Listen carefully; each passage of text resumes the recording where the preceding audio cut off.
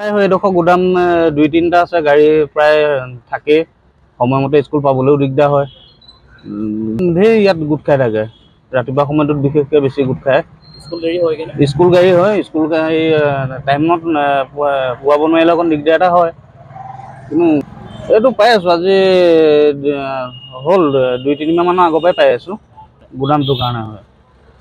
যোৰহাটৰ টাউনৰ মাজমজিয়াত ভোগদৈ মছজিদৰ কাষৰ পথৰ সংলগ্ন অঞ্চলটো যোৰহাট পৌৰসভাৰ 2 নম্বৰ ৱাৰ্ডৰ অন্তৰ্গত অতি ঘন জনবসতিপূৰ্ণ এলেকা। এই অঞ্চলৰ ৰাইজে বৰ্তমান ভয়ে ভয়ে দিন কটাইছে, কাৰণ ইয়াৰ কাষতে থকা গুদাম গৃহত কিছুদিনৰ আগতে হোৱা এক অগ্নিকাণ্ডৰ ফলত এজন লোকৰ মৃত্যু হোৱাৰ লগতে কেইবাটাও গৃহৰ লগতে বহু সা সম্পত্তি জুইত জাহ গৈছিল। স্থানীয় ৰাইজৰ অভিযোগ অনুসৰি মহেশ্বৰী এণ্টাৰপ্ৰাইজ নাম ৰাখি বালুৰাম শৰ্মা আৰু তেওঁৰ 2 পুত্ৰই চলাই আহিছে এই গুদাম। ইয়াত মিঠাতেলৰ লগতে বহু সামগ্ৰী মজুত কৰি ৰখা হৈছে, যাৰ ফলত যিকোনো সময়তে পুনৰ অগ্নিকাণ্ড হোৱাৰ আশংকা আছে। স্থানীয় ৰাইজে বহুবাৰ প্ৰশাসনক অৱগত কৰিছে যদিও এতিয়ালৈকে কোনো কাৰ্যকাৰী পদক্ষেপ গ্ৰহণ কৰা নাই যোৰহাট প্ৰশাসনে। এনে জনবসতিপূৰ্ণ অঞ্চলত গুদাম স্থাপনৰ ফলত পথত যান যাতৰ সমস্যাও বৃদ্ধি পাইছে। স্কুলৰ ছাত্ৰ ছাত্ৰীসকলৰ সময়ত গৈ নোপোৱাত অসুবিধা সৃষ্টি হোৱাৰ উপৰিও গুদামৰ লগত জড়িত বৃহৎ যান বাহন অহা যোৱা কৰাৰ ফলত এম্বুলেন্স, অগ্নি নিৰ্বাপক বাহন আৰু অন্যান্য জৰুৰীকালীন বাহন চলাচলত ব্যাঘাত সৃষ্টি হৈছে। প্ৰশাসনৰ নীৰৱতাৰ বাবে ৰাইজৰ প্ৰতিবাদ। স্থানীয় ৰাইজে বহুবাৰ যোৰহাট পৌৰসভাক জনাইছে যদিও এই গুদাম 3টা লৰচৰ কৰিবলৈ সক্ষম হোৱা নাই প্ৰশাসন তথা যোৰহাট পৌৰসভা। কিয় এতিয়ালৈকে কোনো পদক্ষেপ গ্ৰহণ কৰা হোৱা নাই প্ৰশাসনে, এইটোৱে ৰাইজৰ একমাত্ৰ প্ৰশ্ন। বালুৰাম শৰ্মা আৰু তেওঁৰ 2 পুত্ৰ কেনেকৈ জনবসতিপূৰ্ণ অঞ্চলত এনে বিপদজনক গুদাম গঢ়াৰ অনুমতি লাভ কৰিলে? প্ৰশাসনে এই অবৈধ কাৰ্যকলাপৰ বিৰুদ্ধে কিয় পদক্ষেপ গ্ৰহণ নকৰে? নে আৰু বৃহৎ অগ্নিকাণ্ড লৈ বাট চাই আছে প্ৰশাসন? এফালে চৰকাৰ তথা প্ৰশাসনে কয় যে ঘন জনবসতিপূৰ্ণ অঞ্চলত গুদাম থাকিব নোৱাৰিব, আনফালে এনে গুদাম স্থাপন কিদৰে অনুমতি লাভ কৰে? যোৰহাটৰ প্ৰশাসন তথা যোৰহাট পৌৰসভাই এই গুদামসমূহ সোনকালে অপসাৰণ নকৰিলে বৃহৎ বিপৰ্যয় ঘটিব পাৰে বুলি স্থানীয় ৰাইজে জনাইছে। লগতে প্ৰশাসনক তৎক্ষণাত ব্যৱস্থা লোৱাৰ আহ্বান জনাইছে স্থানীয় ৰাইজে। এইটোৱে যে আমাৰ এইটো যোৰহাট এটি ৰোড ভোগদৈ মছজিদৰ আমাৰ ৰেল লাইনৰ এটা দাঁতিকাষৰীয়া এটা অঞ্চল, য'ত আমাৰ ধৰি লওক 3টাকে অবৈধভাৱে গুদাম বহি আছে। 2019 চনত এই গুদামৰ লৈ পেলাই আমাৰ ৰাইজে এখন কমপ্লেইন দিয়া হৈছিলে যোৰহাট মিউনিচিপালিটি বৰ্ডক। দিয়াৰ পিছতেও আজিলৈকে কিন্তু সেই গুদামকেইটা চলি গৈ আছে। আৰু দ্বিতীয় কথা হৈছে যে তেখেতলোকে অবৈধভাৱে ইয়াত এনেকুৱা ৰাস্তাটো অকুপাই কৰি যিখিনি গাড়ী লগায় তাত এখন এম্বুলেন্সো পাৰ হ'ব নোৱাৰে আৰু এখন ফায়াৰ ব্ৰিগেডো যাব নোৱাৰে। সেইদিনা আপুনি দেখিছে আমাৰ এই তুলাৰাম কুণ্ডলীয়া এই ওচৰতেই তাতো সেই তেলৰ গুদাম থকাৰ কাৰণে জুই লাগিছিলে।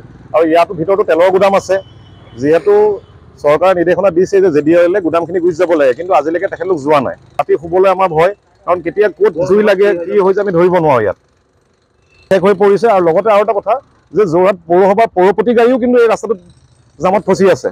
তাৰ ফটো আমি এতিয়া সংগ্ৰহ আমাৰ ওচৰত আছে, সেই ফটো আমি আপোনালোকক দিব পাৰিম, যদি আপোনালোকে বিচাৰে দি দিব পাৰিম। আৰু তেখেতলোকক আমি বহুতবাৰ অনুৰোধ কৰাৰ পিছতো তেখেতলোকে কিন্তু গুদামটো চলাই আছে আৰু কিন্তু পুৰা অকুপাই কৰি আছে। 2টাকে ড্ৰেইন তেখেতলোকে অকুপাই কৰি আছে। আজি আমি ৰাইজ ওলাই আহিছোঁ যোৰহাটৰ আপোনাৰ এটি ৰোডৰ দাঁতিতে থকা এটা ৰেল লাইনৰ কাষত থকা এটা জেগা, ফাচিলি বুলিয়ে কয়, ভোগদৈ মছজিদৰ ওচৰতে। মানে 2019 চনত আমি ৰাজহুৱাভাৱে গোটেই ৰাইজে এটা কমপ্লেইন দিছিলোঁ মানে আপোনাৰ মিউনিচিপালিটি বৰ্ডত, যেন আমাৰ এই আৱাসিক অঞ্চলত এটা মানে 3টাকৈ গুদাম আছে। এই গুদাম ঘৰকেইটাৰ কাৰণে যথেষ্টখিনি আমাৰ ইয়াত যাতায়াতৰ মানে আপোনাৰ অসুবিধা হয়।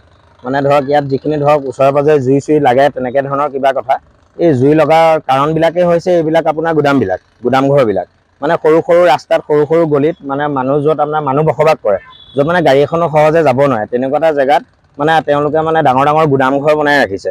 এতিয়া গুদাম ঘৰকেইটাৰ বিষয়ে আমি 2019 চনতে আমি মিউনিচিপালিটি বৰ্ডত আপোনাৰ পৌৰসভাত আমি জনাইছিলোঁ, অৱগত কৰিছিলোঁ যেন এনেকুৱা এটা ধৰণৰ গুদাম আমাৰ ইয়াত প্ৰয়োজন নাই। কিন্তু তেতিয়াতো নাছিলে বাৰু, যিহেতু আমি যেতিয়া কাগজ দিছিলোঁ গম পাইছিলোঁ তেতিয়া তেওঁলোকৰ পাৰ্মিশ্যন নাছিলে। পাৰ্মিশ্যন নথকা দেখি পেলাই আমি কমপ্লেইনটো দিছিলোঁ। কমপ্লেইনটো তেওঁ চেয়াৰমেনে সেই সময়তে ৰিচিভো কৰিছিলে, আমাৰ ওচৰত ৰিচিভ কপিও আছে তাৰ বিনিময়তে কি হৈছিলে যেন এই যিটো গুদামঘৰ, এই গুদামঘৰটো থকাৰ পৰা ইয়াত যাতায়াতৰ খুব মানে আপোনাৰ অসুবিধা হয়, খুব যান জঁটৰ মানে সৃষ্টি হয়। স্কুলৰ টাইমত ধৰক আপোনাৰ স্কুলৰ গাড়ী আহিব নোৱাৰে, ছাত্ৰ ছাত্ৰী অহা যোৱা কৰিব নোৱাৰে।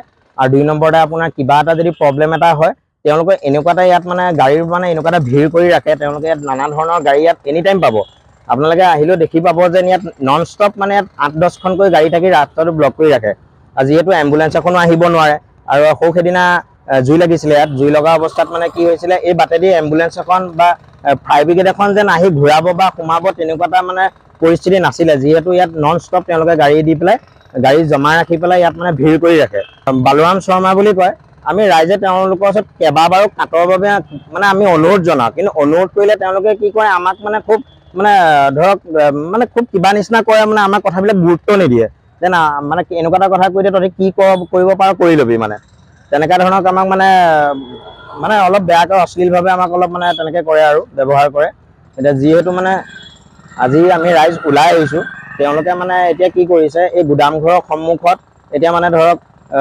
পৌৰসভাৰ কোনো অনুমতি নোলোৱাকৈ এই ডাঙৰ ডাঙৰ স্লেব আপোনাৰ যিটো আপোনাৰ ড্ৰেইন থাকে ড্ৰেইনৰ ওপৰত ডাঙৰ ডাঙৰ স্লেব তেওঁলোকে বনাইছে আমি ৰাইজে গৈ অনুৰোধ জনাইছোঁ যেন আপোনালোকে স্লেবকেইখন এনেকৈ বনাওক যিভাৱে পৌৰসভাই আপোনালোকক মানে ইয়াৰ মানে আপোনালোকক পাৰ্মিশ্যন দিছে কাৰণ কেলৈ স্লেবখিনি ইমান ডাঙৰ ডাঙৰ বনোৱাৰ বিনিময়ত যিসকল পৌৰসভাৰ কৰ্মচাৰী আছে তেওঁলোকে স্লেবখন যেন উঠাই পেলাই যেন নলাটো চাফা কৰিব তেনেকুৱা ধৰণৰ সুবিধা নাই তেওঁলোকে স্লেববিলাক ফিক্স কৰি দিছে সেইটো গতিকে তেওঁলোকে মানে ষ্টেপ বাই ষ্টেপ এটা এটা কৰি মানে প্ৰত্যেকটো কামত আগবাঢ়ি গৈ আছে আমি মাত মাতিলে আমাৰ মাতৰ কোনো কেৰেপি নকৰে যি আমাৰ পৌৰসভাৰ ভাইচ চেয়াৰমেন ছাৰকো আমি কথাটো আমি অৱগত কৰিছিলোঁ যিহেতু তেওঁ ক'লে কোৱাৰ পিছতো দেখিছোঁ যেন আজি এই কামটো ইতিমধ্যে চলিয়ে আছে কামটো বন্ধ হোৱাগৈ নাই গুদাম আপোনাৰ মালিকৰ নাম হ'ল বালুৰাম শৰ্মা আৰু তেওঁৰ ল'ৰা ডাঙৰজনৰ নাম হৈ গ'ল বিষ্ণু প্ৰসাদ নে কিবা শৰ্মা তেনেকৈ কিবা তেওঁৰ লগতো কথাই পাতিব নোৱাৰি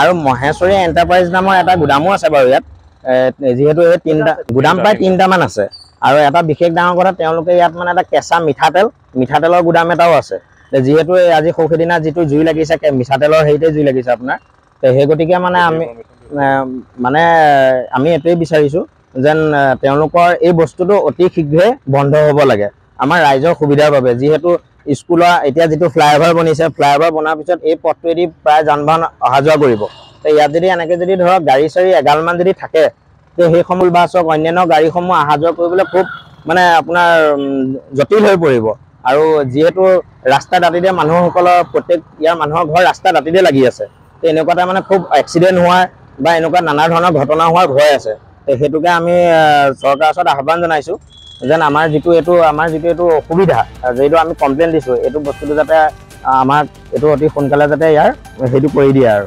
যোৰহাটৰ পৰা সুমিত কুমাৰ দাসৰ ৰিপৰ্ট AIPL লাইভ 24/7